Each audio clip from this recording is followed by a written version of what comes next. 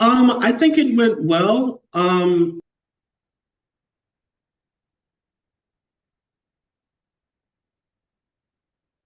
Daryl? I think it went well.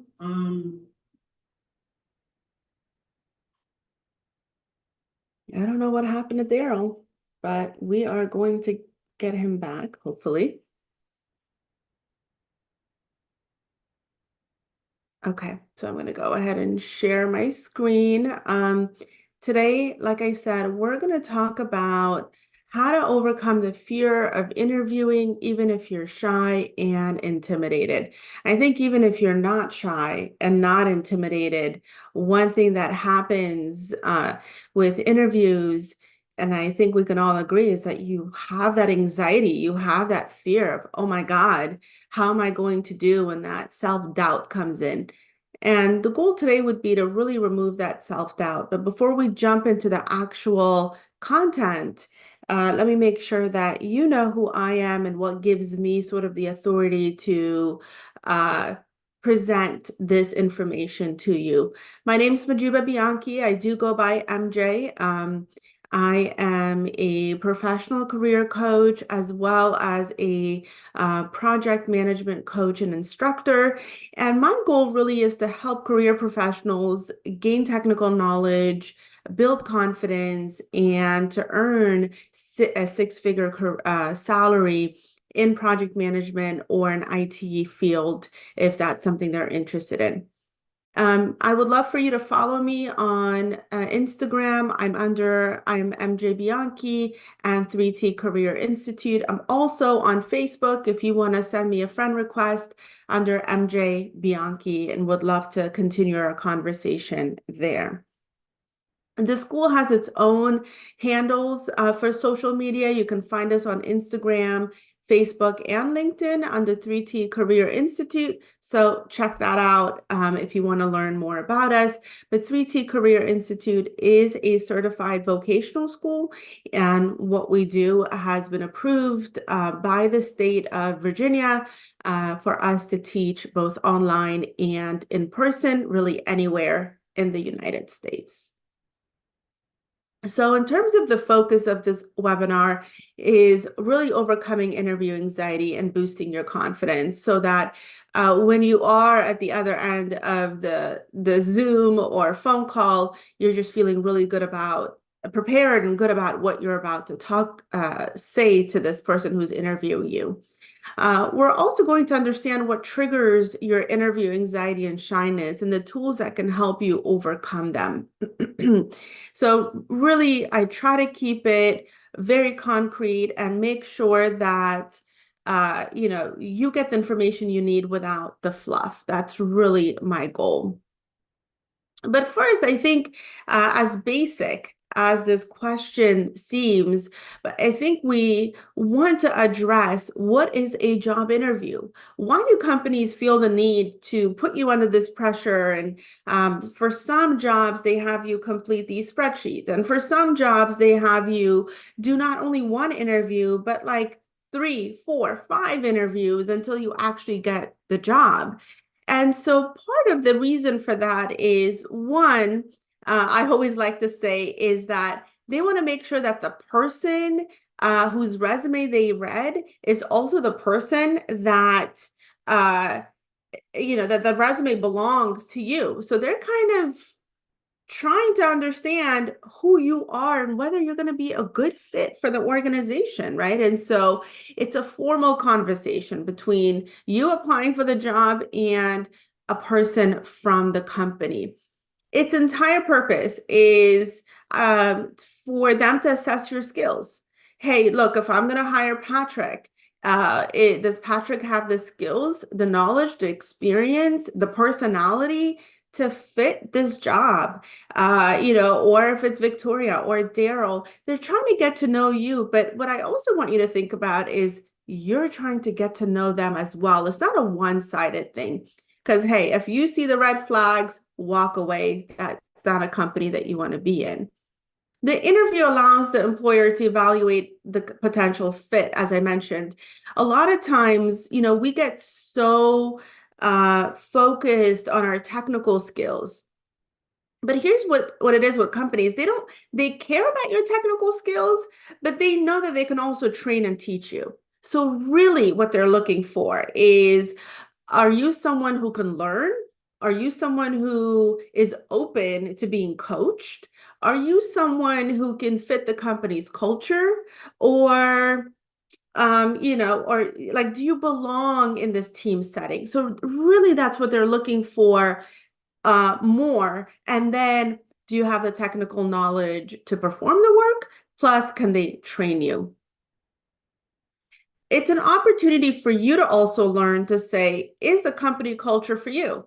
Imagine going to a company where they don't like it when people socialize or make, cute little jokes and things like that. And maybe that is you. Maybe you're sarcastic. Maybe you have a little sense of humor, or maybe you're very serious when it comes to your work and you don't want to be in a place where people are joking around and the culture, it doesn't fit your personality. So it's a dual conversation. Part of an interview is that they're not only going to ask you, can you do this job, but what is your past experience?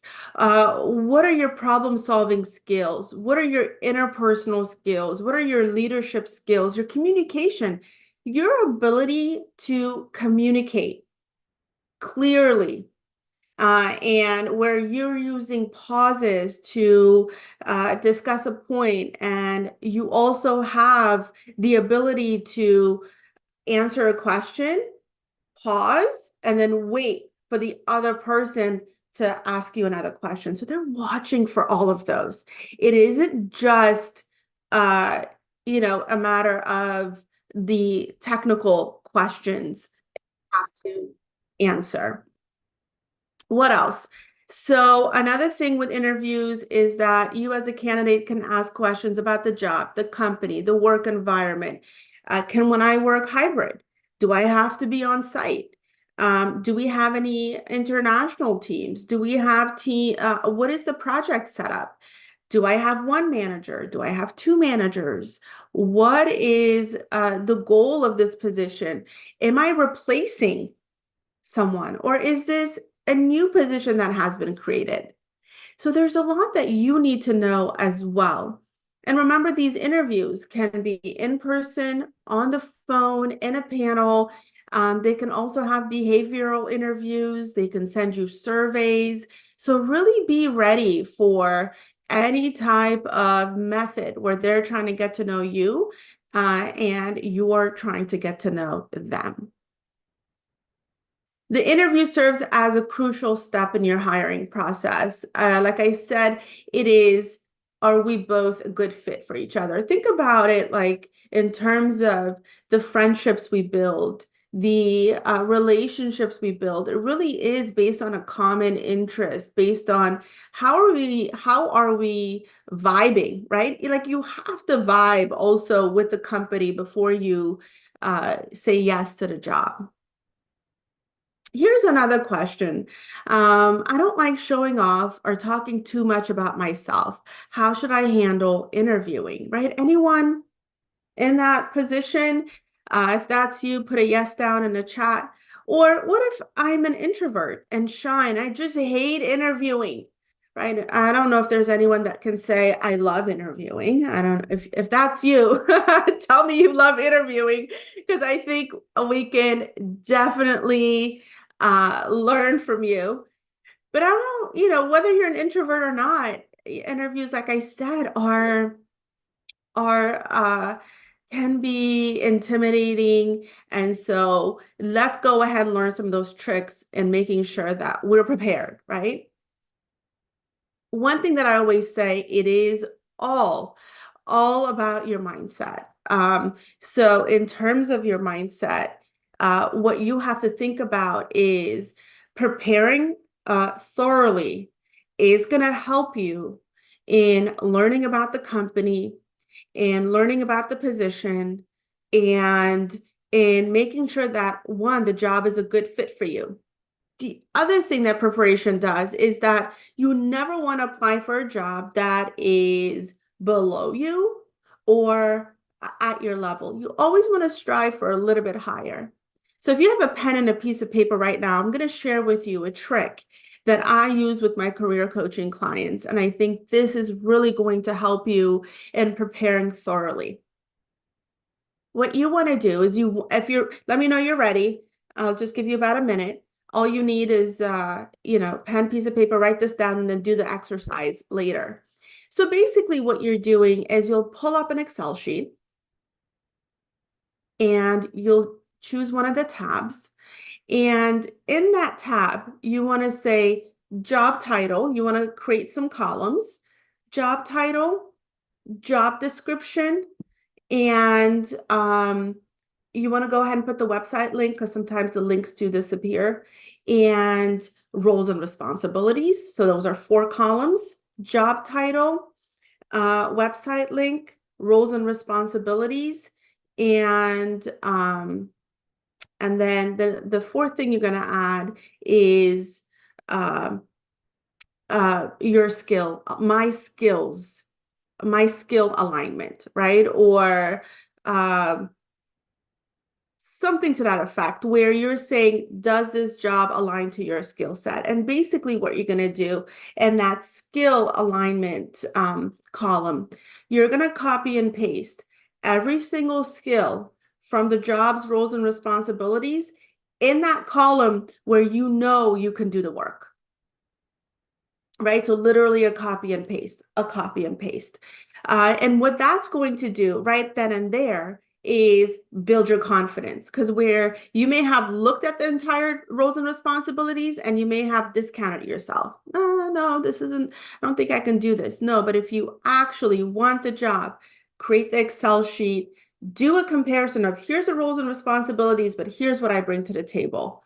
Right. And at that moment, if you meet about 70% of the jobs that the roles and responsibilities, or maybe even 60%, then go for it. Go for it. And then the next column that you're going to create here is experience that aligns with the roles and responsibilities, right? And so now what you're going to do is you're going to take that experience bullet and you're going to look at your resume and say, here's where I did this. They're asking me, have you created a weekly status report? You go to your resume and you say, yep, at job X, Y, and Z, I created a weekly status report for executives, right? And so now, boom, you've got an example and you've just built your confidence of, not only can I do this, but I have backup that I can do it. And so that is preparation. So, job interviewing is really, a lot of it is about preparation and understanding your own skill sets and alignment before you go and apply to a million jobs. When it comes to the anxiety, a lot of the anxiety comes from fear. I'm not good enough. I'm not smart enough. I don't know how to use this tool. I've never done this before, right? How many of you spend most of your time talking yourself out of a job and telling yourself the skills you don't know versus what you do know? And if that's you, where I want you to shift your focus to is, what are your strengths? The question I always get, hey, MJ, I don't know how to use this project management tool. I've never used the software. I don't know. I'm not computer savvy, and so on. So I get those questions. And here's what I say. Do you have an example, professionally or personally, where you were given a challenge, and in that challenge, you learned how to think critically and you quickly overcame that challenge? Whether that is writing a school paper, whether that is learning a new software, whether that is what about if you say, I don't have leadership skills, right? Here's how you want to think about it. Do you have an example, professionally or personally, where you were put in a role where you were in charge and you thrived? Do you have an example? So this is a really good time for you to journal and look at your strengths. Your strengths aren't always going to come from a professional job. Some of them will come from personal growth or college or internships or things where you have volunteered. So, but you want to have an example of your strengths, because when you go to a job interview, they're going to look for you to give examples of places where you have shown that you found growth and that you overcame a situation and you learned from it. So going back to the tool question, if they ask you, hey, do you know how to use Jira? And you're like, how do I even spell that thing? So you can say, well, can you help me understand what Jira is used for? And they'll say, well, it's a tool where our team members plug in all of their project information and it keeps track of everything we need to do. And you're like, okay. And you'll say, well, I've never used Jira, but I have used a similar tool where I've tracked project status. And that was a communication tool. And it allowed us to understand how we were progressing and a place where we kept all of the project information in one area. I'm a quick learner, and I know that if I was to be hired for this position, I know that I can go and learn how to use Jira, because mostly the foundations of all project management tools are similar. So again, answering it in a way where you're giving example of a previous tool, but saying, I'm a quick learner. I can do this. Give me an opportunity, but you're not really saying, give me an opportunity. We're not acting desperate. Give me a thumbs up in the chat if this so far is helpful. Thumbs up, heart, whatever you want to give me. The third thing here is practicing active listening. I cannot tell you how many times I'm on these job interview panels and I've asked a candidate a question and they've completely went off track, didn't even listen to the question I've asked, and now they're going into this la la land. You can have a pen and a piece of paper in front of you, but listen to what they're asking and listen and only answer to what they're asking. Do not go and talk about an irrelevant example or go on forever and ever and ever and ever. And now 5 minutes has passed. The interview is sidetracked. They have no clue what the question was that they asked you, and you have no clue what you just answered, right? So be sure that with practicing active listening, you listen to the key points. A question might be, hey, Victoria, help us understand or give us an example of where you didn't understand a process or there was a gap in a process and you know that this was impacting the project. Give us an example of what you did to resolve that gap and how to overcome that process weakness. So what are they really asking you? They're saying, do you pay attention to details? Do you pay attention to what is keeping the project from success? And right then and there, you have to be a student of your resume. And you want to say, yes, actually, at my job here, I was working for X and Y Z department. We were doing invoicing. And one of the things that we had to do was we had to manually email this invoice, and then a copy of it went into the folder. And what I learned through that process, it took about 15 minutes to do that. And then the clients would complain that they never received the invoice and so on. So one of the things that we developed as a team is we created a SharePoint where the invoice would get uploaded. The client was authorized on that SharePoint site. They would get an alert, and we would see that the client has seen that invoice, and now we know that we would get paid within the 30 days. So now you're describing to them a process of maybe not just you, but with the team, you did something. But you only will know how to answer a question if you're practicing active listening. Take deep breaths, right? You're talking, pause. You're talking, pause. Make sure you take moments to think. And listen, if there are times where you need time to think, tell them that. Hey, that's a really good question. Do you mind if I take a minute just to think about how I can best answer that? Totally fine if you do that.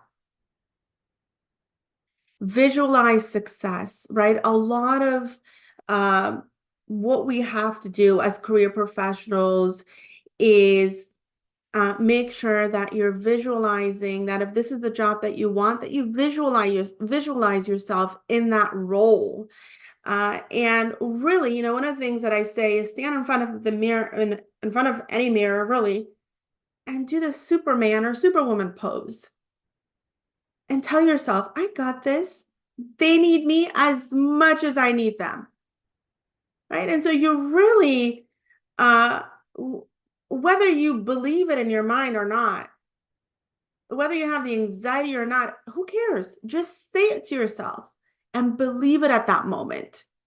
And that's how you'll find success. And this is not a trick that shy people or people who are introverts that do it. Successful people do this. If there is someone you admire who's a public speaker, I bet you anything that they take the time to really boost up their ego.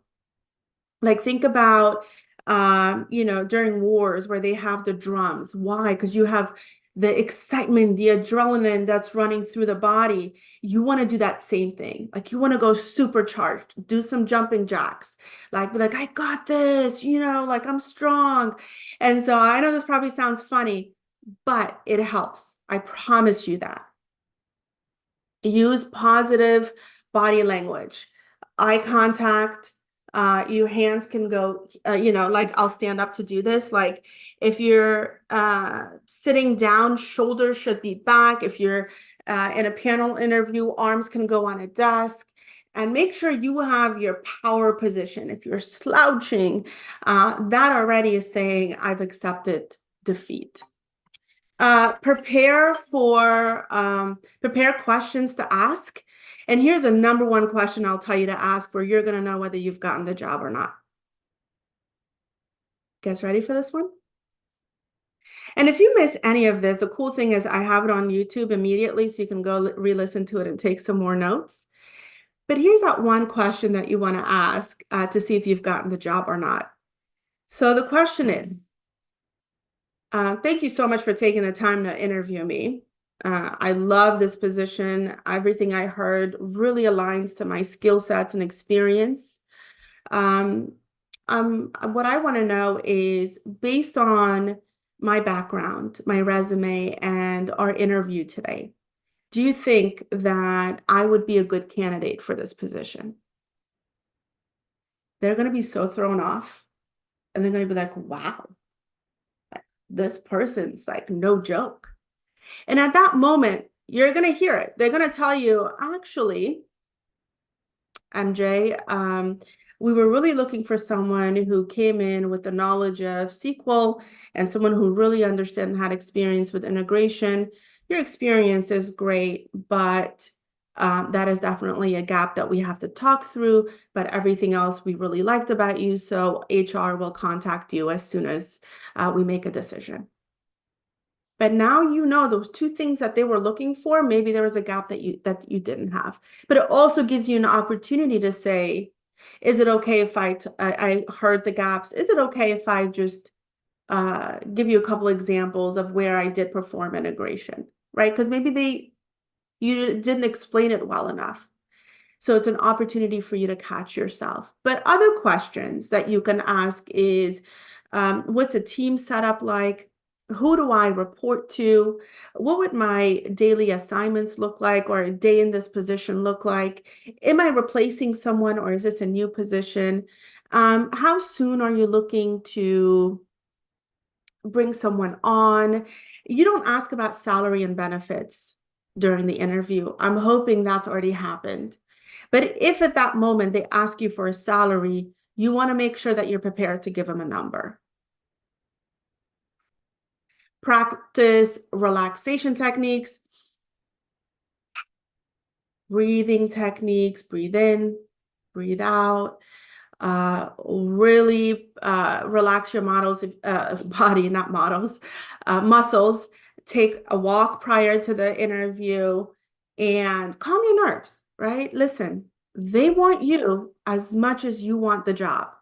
So just keep on telling yourself that.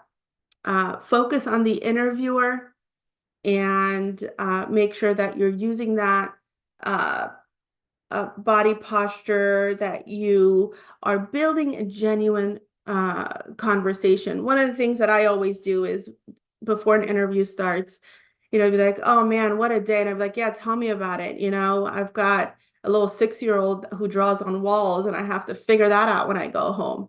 So immediately, if they have kids or nieces or nephews, they're going to be like, oh, she's kind of cool. She's dealing with a lot. She's dealing with a 6-year-old. And that is true. My 6-year-old is a lot of work. So what can you say at that moment to build a connection? If they're like, I am so ready for this week to be over. This weekend, I'm going to Miami to party. Oh, like Miami, that water is so nice. What do you have planned, right? Like something. Maybe they don't want to tell you their plans, but something where you can connect on a personal level. And if you feel like your anxiety and shyness is like out of control, seek help, right? Seek professional help, because there's things that I can tell you that will help, but then there's things beyond a career coach's help. There are things that where you have to actually get a medical professional to help you. So distinguish that for yourself. And there's nothing wrong with getting that kind of support. I'll pause right here and take some questions. What questions do you have for me so far? I had a couple questions. So when I go interview and like some of the jobs, they do list the salary range, like in the job description, things like that. And so when I interview for it and we talk about salary, like I don't know, like if I'm bidding myself too high. When I like tell them, hey, I'm looking for like this salary range, because what I try to do is like like I think about my current salary and it's like where I want to be like in the next like couple years, and it's like, okay, so I'm making, let's say, 27 an hour now. It's like I'm looking to make 30. And I'm like, okay, is that too high? Is it in the middle? So that's what I get confused about. Before you give them your number, ask them what their budget is for the position. So what are you budgeting for the position? And you also want to do your research. You want to go to salary.com. You want to go to glassdoor.com and search to see how much is a position like this paying. And then come up with your number. If your position in the job market pays $35 an hour and you're asking for, say, $15, immediately they're going to say, what's going on here? So they're expecting you to meet what the salary standards are. If you have an HR person in your network, ask them. But a lot of times this information can be online. But, to overcome that confusion of how much do I say, ask them, say, what's the amount that has been budgeted for this position? And they're going to say somewhere between $25 and $45, depending on experience. And you'll say, okay, well, I come in with 8 years of experience. I understand this, and here's what I've done. I'm looking for about $35 an hour. And so now you're not too low, not too high. You've met them where they possibly can negotiate with you. And after the interview, you can negotiate too. You can say, well, based on the interview, seems like they want X, Y, and Z, and I do have that. And in the market right now, they actually pay $37 an hour for someone with my skill set. That's really what I'm looking for. And if they like you, they'll give it to you. Okay. And part two of my question is like is that like I do have 6 years of project management experience, and I've been at my current job for 5 years, and I'm trying to like get to the next step is like either an associate project manager or possibly a project manager, depending on what they're looking for. Um, but like right now, it's like the job market is like really iffy right now. So I've been applying to like something that is either, I guess, parallel to where I am now, or maybe a little bit lower, just so I could like go do something different than what I am doing now. So I guess I wanted to know what's your thoughts on that? So the market right now is good, but the market is super smart. And what I mean by that is, what I heard you say is, I want to do something different. Now, there's two ways you can think about that. I want to do something different. How far is that from what you're currently doing? And does your resume speak to the things that you want to do and the job role that you want to be in? If no, then you could be applying to something different. Your resume says a whole nother different experience, doesn't align with the roles and responsibilities of the job that you're applying for, then it's an immediate rejection. So the market is smart in the sense that they're looking to say, if Daryl's applying for a project administration job, they're looking to see, have you worked as a project administrator? Have you done the roles and responsibilities? Do you have the keywords for this role that you're applying for? So they're looking for that. And so you have to take the time to make sure that the job that you want to go to, what are those transitional skills that align with it, with that job, the future job that you want to have? And do you talk about that in your resume within the experiences you've had? Otherwise, if you don't do this, take the time, then A, you're going to get rejected. B, you might get a job, it might be entry level, and now you're making a lot lower than what you expected, but you'll have the job that you wanted. But that is a no-no. You don't want to go and do something like that.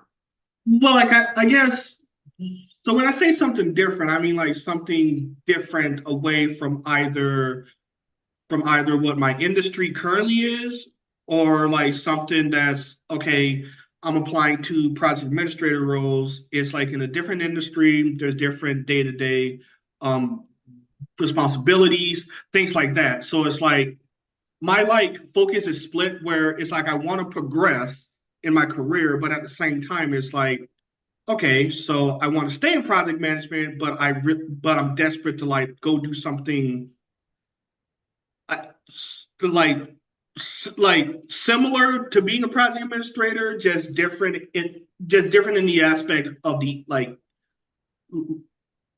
industry that I'm in. Yeah. The way I'm going to answer that, and then I have to get to the next question, Daryl, is that whatever job that you're going for, your current resume has to speak to the roles and responsibilities of the job that you're going for. So if your resume doesn't speak to this future job that you want, your resume will not get through the bots, or it will not go through anything because it doesn't match the roles and responsibilities. I know what you're saying. You're saying, I don't want to do anything different. I hear you. But what does your resume say? Like, I see a lot of people who are like, I'm a product owner. And on their resume, they've done project coordination. Those are two separate roles. So you want to take a look at that before you apply to anything. Look at your transitional skills. All right. So Patrick has a great question. He says, how do you engage in small talk if you're already anxious? That's a great question. So I think look for opportunities. Like, I think sometimes when we are anxious, the other person does say, hey, I'm going on vacation, or I'm going to go boating this weekend. You're like, oh, okay, that's great. Or, okay, oh, wonderful, right? And so at that moment, be mindful of your response and say, oh, boating, yeah, actually, I love boating. I just went boating 2 weeks ago and the weather was amazing. Where do you generally go? Get curious about what they're doing. If they're like, oh, I've had so many meetings today, and say, what time's your last meeting? Right? Get curious. You don't have to necessarily be like, oh, say anything funny or come up with a response, but just get curious about their life. And then immediately they're like, oh, no one ever asks me questions and what I'm doing. I always have to answer other people's, always have to ask how others are doing. So get curious. And at that moment, it's them talking, not you. So you can have the fear, you can have a little bit of that anxiety, but people love talking about themselves. So just ask them a follow-up question. Oh, boating, where are you boating? How big is the boat? Or if it's a birthday party, oh my God, that's birthdays are fun. Whose birthday is it? And so get curious about them, the interviewer. Okay, perfect. Now, During the interview, what do we do, right? During the interview, you want to make that first good impression. Now, let me give you guys some things that can you can improve on. If it's a Zoom interview, please make sure that the way your camera is facing, that there's enough light on your face, that there's eye contact. As I am talking to you guys right now, hopefully it feels like I'm in front of you. And you want to make sure that you have taken a time to breathe. Have taken your walk, you've cleared your mind, your phone is on mute, and that you do that formal handshake, but through the Zoom. Hi, Patrick, thank you so much for doing this interview. And the response would be, thank you so much for having me. I'm very excited to talk about this position with you. Perfect. That's the first handshake through Zoom. If it's an in-person interview, keep your clothing simple, colors, have a couple of copies of your resume. And when you're shaking someone's hand, I know they say firm shake hands are good, but some people don't like firm handshakes. So sort of see what's happening and resonate the other person's gestures and things like that. Communicate effectively. I cannot tell you how important it is to practice your pause, to not talk too fast. And so how do we do that? Find some interview questions, take your phone and record yourself answering them and watch it. One of the best basketball players, what they do, or even any sports teams, they record themselves. So they see their movements. What are we doing? How's the eye contact? The eye contact. How do we dribble the ball? What can we do differently in the next game? So record yourself and learn how to talk effectively. Showcase your qualifications. Own them. You did something great, say it. Give examples, demonstrate your experience and skills. But if you don't know something, just say, I don't know it, but I'm a quick learner. There are many instances where I went to a job with a minimal knowledge, with minimal experience, but I'm a quick learner. I have great interpersonal skills. I, get the information I need and I learn. Ask thoughtful questions. And the only way you can ask thoughtful questions is by researching the company. What is their mission? What is their vision? What are the nonprofit things that they're working on? If you get that interview invite early, look up these people on LinkedIn. What do they do? Who are they? What is their job history? What have they done? What are the unique things that makes this company unique? Right? Who are their government partners? Who is their commercial partners? What kind of community things do they do? Look on their website. And so you have to do that research. Without it, you're going to go into this interview. You could get blindsided. You could, they can ask you something and all of a sudden you freeze. But the more knowledgeable you are, the more confident you'll be. Be authentic, be yourself. Like one of the things that I always do, what I to connect with people, if like for example, is to sort of talk about the things that we think makes us the qualities about us that we least like. For example, if I go on a job interview and if they're like, how are you doing? I'm super nervous, but I think I got this, right? You're being authentically yourself. Who isn't nervous in a job interview? I don't know, like just authentically you, like laugh, smile, just be you, but no crazy jokes or nothing sarcastic or making fun of the other person. So maintain your professional demeanor. Any questions here for during the interview, things that I can answer? Like I have to be honest, there's only been one interview in my whole life where I walked in there and I was like so authentic because I was so passionate about the product. Um, about, I think back in 2011, like I was a product demonstration specialist for Nintendo. And so when I get so when I got the call from the sales director and I went in there like an interview for, like, I presented so much passion for the product that she just absolutely like loved my like authenticity, my personality, my like love of the industry. But whenever I go into other interviews and it's like it's so cut and dry where it's like I'm just explaining stuff that I've done in the past. I'm not like feeling like, excited and passionate about like what I'm going to be potentially doing. Yeah. So sounds like, and you're not always going to love everything you do, and your passion's not always going to come out. So that's another thing, right? But what I recommend, Daryl, for you and anyone else that sort of resonated to what Daryl said is you want to say who's the ultimate customer. For example, my experience comes with working with Departments of Veteran Affairs. My job and what I do is a lot of weekly reports. A lot of meetings, but who's the ultimate beneficiary? A veteran. And now when I led projects with the VA, I never spoke about the weekly status reports. I always said, guys, the work that we're doing is so important because we're providing or helping veterans get access to healthcare.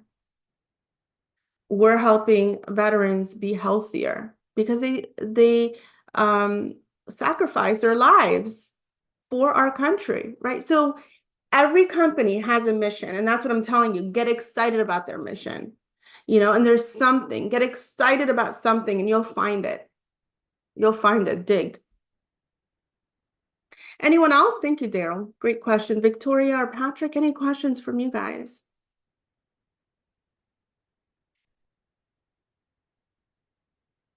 And gals.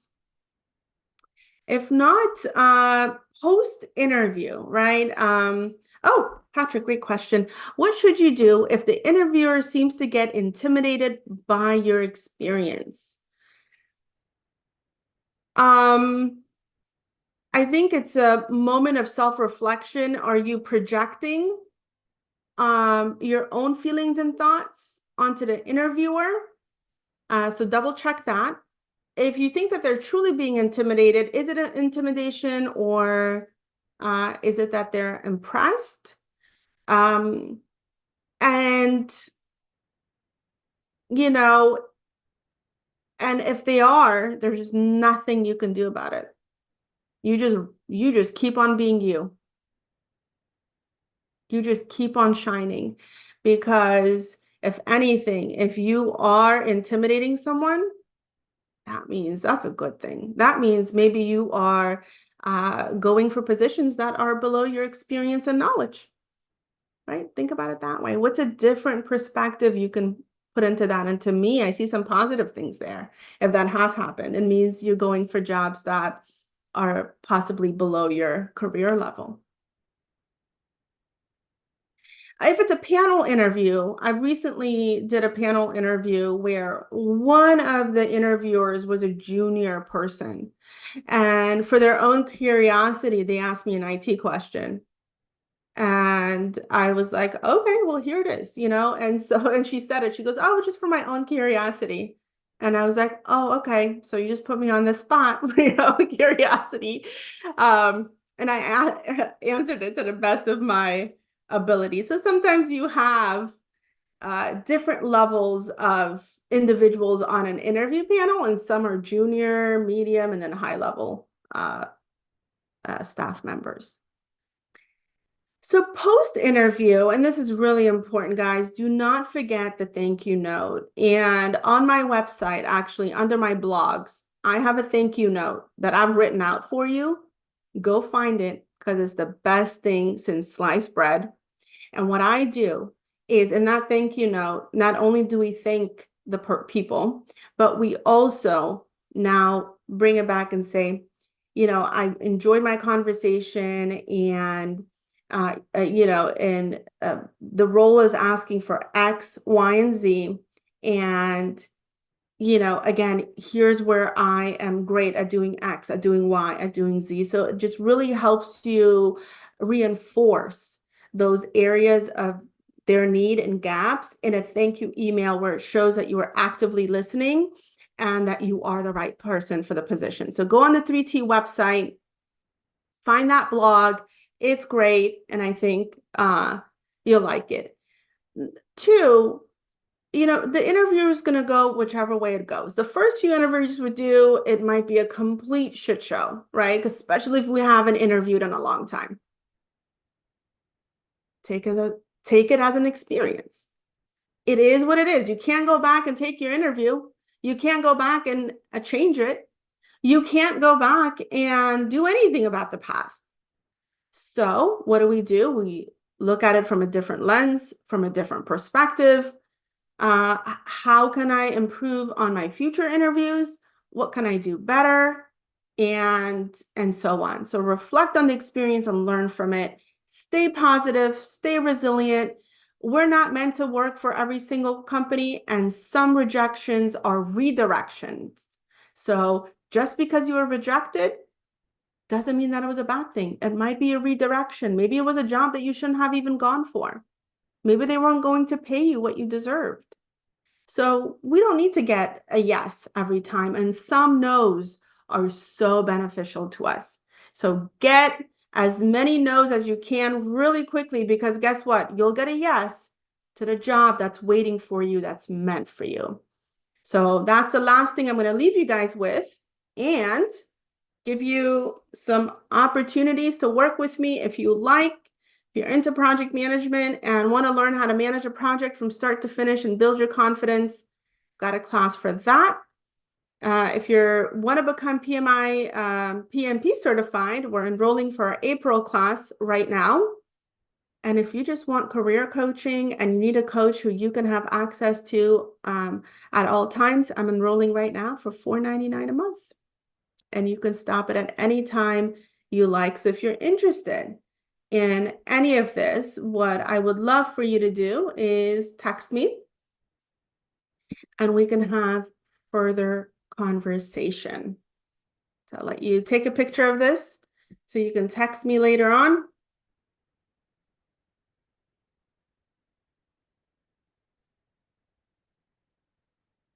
And what other questions do you have?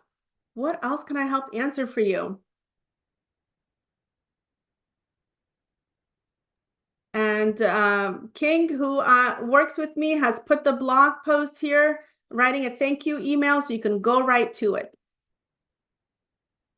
Thank you so much, King, for that. But what other questions? Any other thoughts, questions, or webinar topics that you'd like me to present? You can put all of that here in the chat.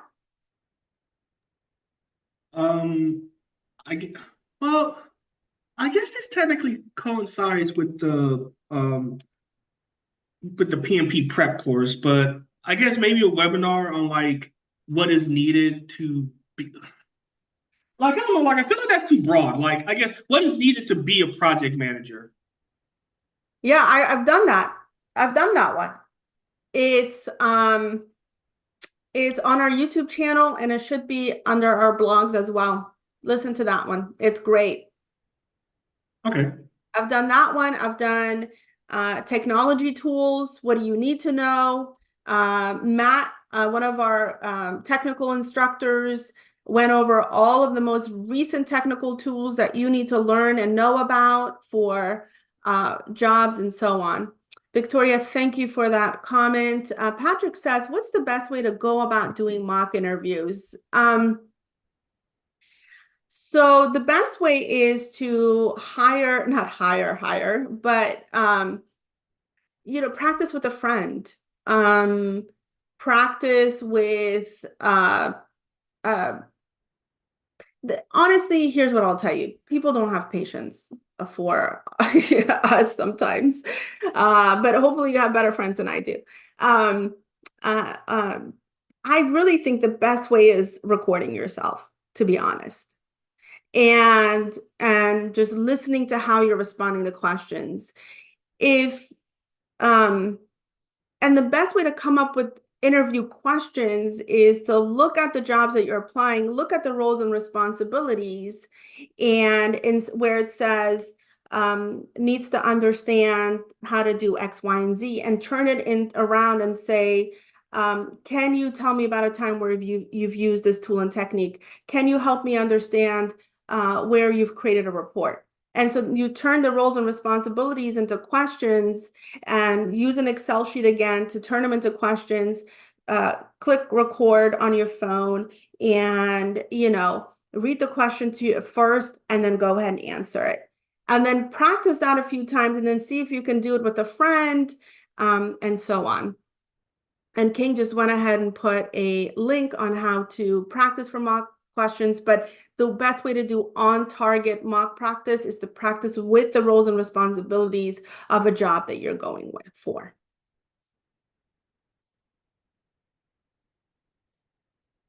Thank you, King. You're being so helpful. This is awesome. Our next webinar will be about what are the best practices in negotiating for a raise and promotion in your current organization or for your current job. So that's our next webinar. Stay tuned, and we'll have that coming up for you in the next 2 weeks. And for now, I want to thank you all so much for joining today. I truly enjoyed answering your questions, doing this webinar, and I hope to see you all soon.